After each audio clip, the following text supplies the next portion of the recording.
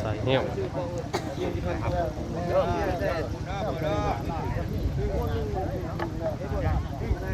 ขึ้นแล้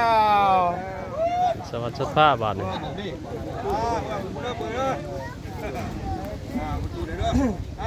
เสร็จพิธีบาท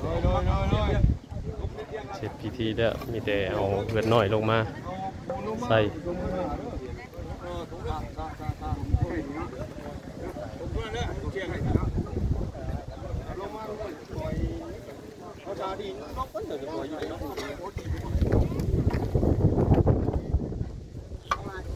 เสร็จพิธีเก็บดุแรงก็มีการคบงันกันอยู่เพื่อนเพิ่นเองบาดนี่ไปทางเฮากลับมานำหลวงพ่อมาน้ำครูบาเพิ่น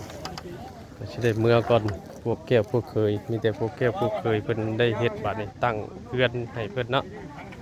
เฮากลับมาหลวงพ่อได้เมื่อก่อน